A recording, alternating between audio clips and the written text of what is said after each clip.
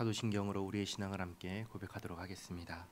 전능하사 천지를 만드신 하나님 아버지를 내가 믿사오며 그 외아들 우리 주 예수 그리스도를 믿사오니 이는 성령으로 잉태하사 동정녀 마리아에게 나시고 본디오 빌라도에게 고난을 받으사 십자가에 못 박혀 죽으시고 장사한 지 사흘 만에 죽은 자 가운데서 다시 살아나시며 하늘에 오르사 전능하신 하나님 우편에 앉아 계시다가 저리로서 산자와 죽은 자를 심판하러 오시리라.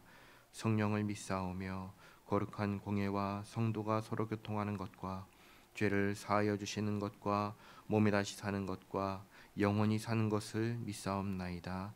아멘. 찬송가 342장 찬양하겠습니다.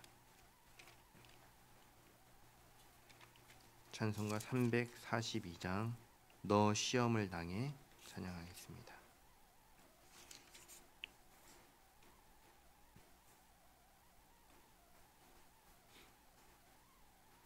너 시험을 당해 죄 짓지 말고 너 용기를 다해 곧 물리치라.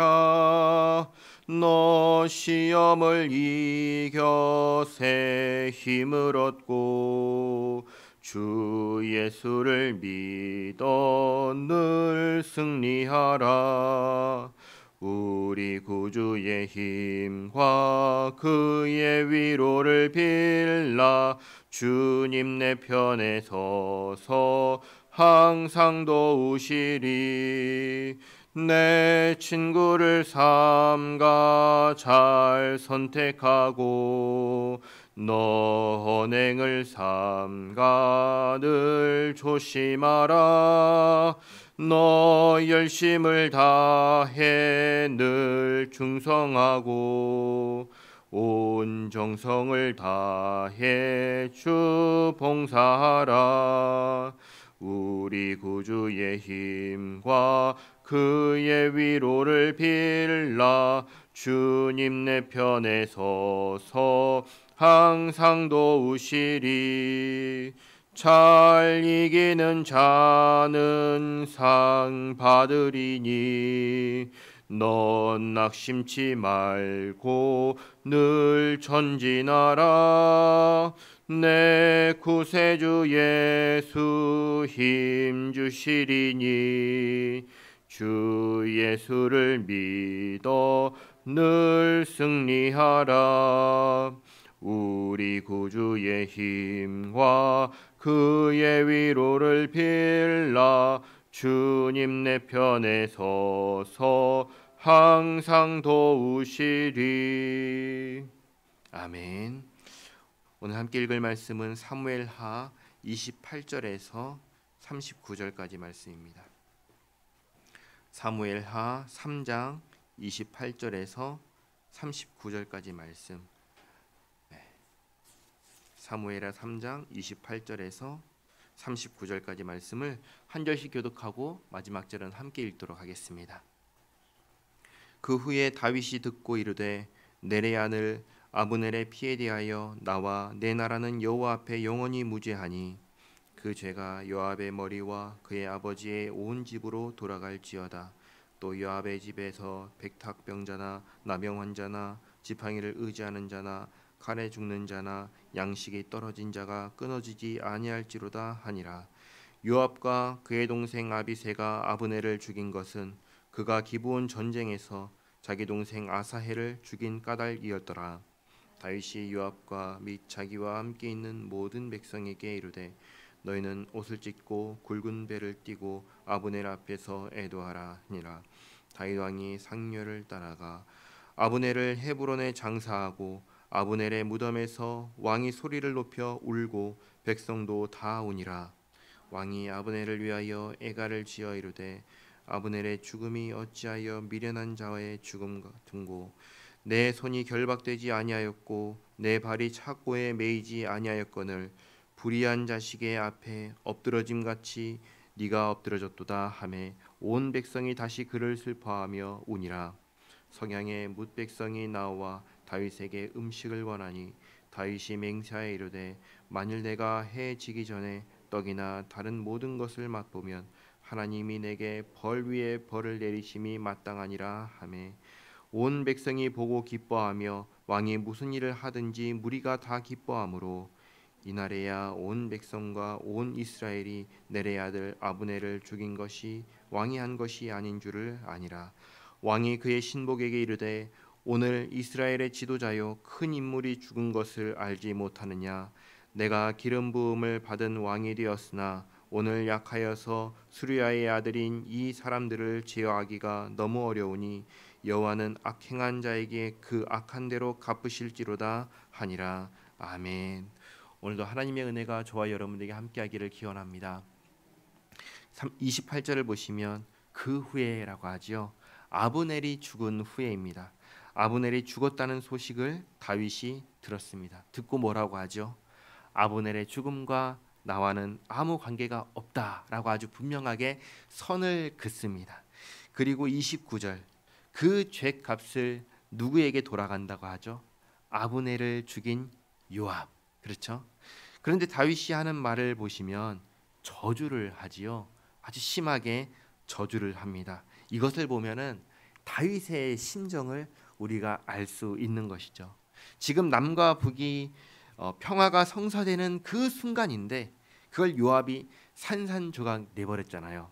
그리고 그 이유가 뭐죠?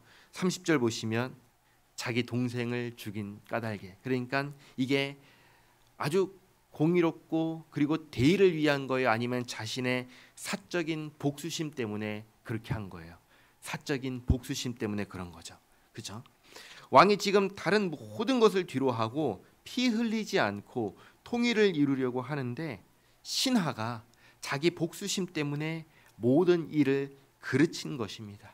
그러니까 이 심정은 뭐라고 말할 수가 없는 거죠. 그래서 31절 다윗은 모든 백성에게 이렇게 명합니다. 아브넬의 죽음을 슬퍼하라. 그리고 32절 보시면 아브넬을 헤브론에 장사합니다. 헤브론은 어디냐면 수도입니다. 수도. 그러니까 수도에 장사한다는 것은 그냥 장사한다는 게 아니라 이게 국장으로 국가적인 장례를 치른다는 의미인 것이죠. 또 그만큼 슬퍼하고 애통해한다라는 것을 보여주는 것입니다. 그리고 울죠. 다 웁니다. 울 뿐만 아니라 33절을 보시면 다윗이 또 무엇을 짓죠? 시를 짓죠. 애가를 짓습니다. 슬픔의 노래를 짓습니다. 1장에서 사울과 요나단이 죽었을 때에도 그 소식을 듣고 애가를 지었던 것처럼 이번에도 애가를 짓습니다. 34절 보시면 어떤 시인가요? 불의한 자식 앞에 엎드러짐 같이 그렇게 죽었다. 이게 악당의 손에 죽었다는 것이죠. 악당이 누구인가요? 요압이죠. 요압. 온 백성이 이 다윗의 애가를 듣고 또 슬퍼합니다. 언제까지 슬퍼하나요? 하루 종일 슬퍼하죠. 그렇죠? 그래서 35절을 보면은 석양에라고 얘기하죠. 저녁에 해가 질 무렵에 아직 해가 떨어지기 전에 아브넬이 죽었다는 소식을 듣고 장사를 지내는데 아마도 이것은 제 추측입니다. 아마도 장례가 하루 만에 끝난 것은 아닌 것 같아요.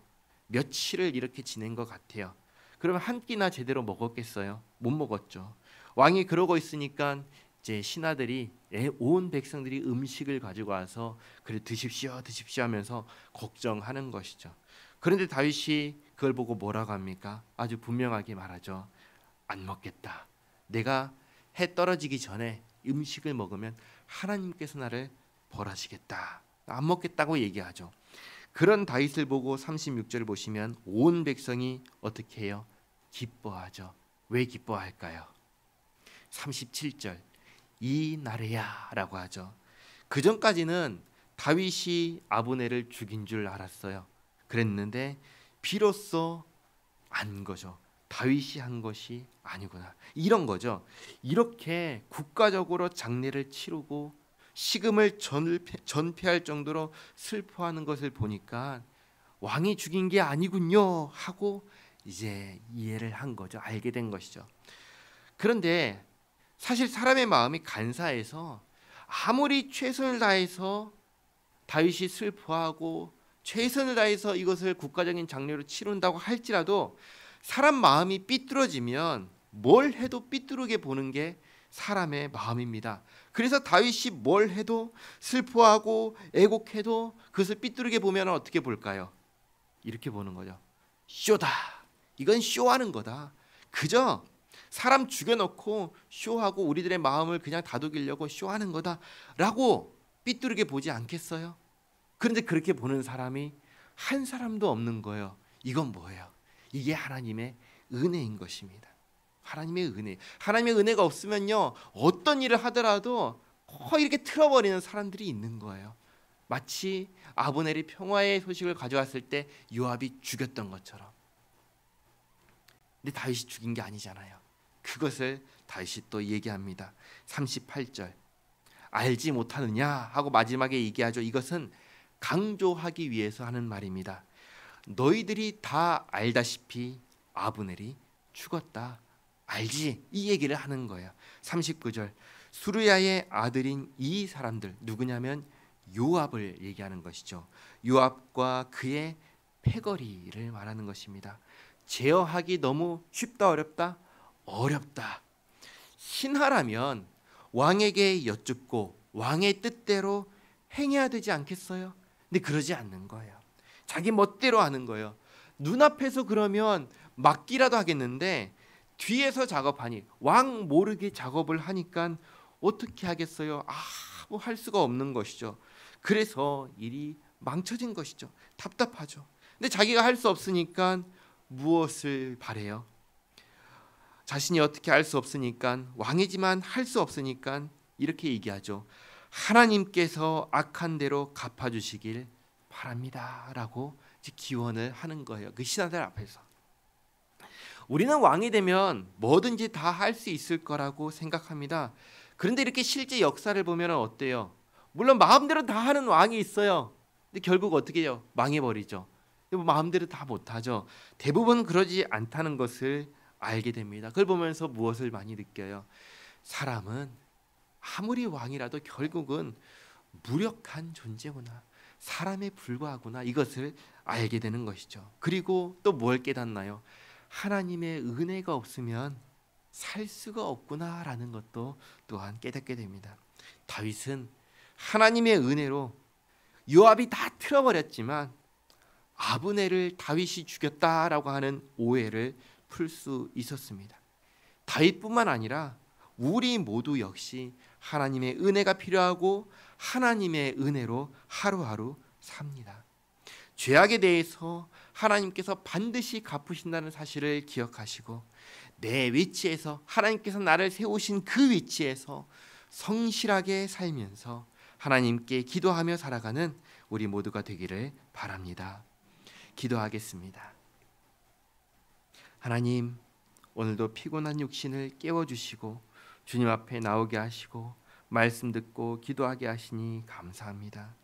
하나님, 왕이 되어도 자기 마음대로 할 수 없는 일이 많은 것을 보며 사람은 결국 한계가 있는 존재라는 걸 깨닫습니다. 그리고 정말 하나님의 은혜가 필요하다는 것을 깨닫습니다. 하나님, 저희를 긍휼히 여겨 주시옵고 삶의 고비고비마다 은혜를 베풀어 주시옵소서.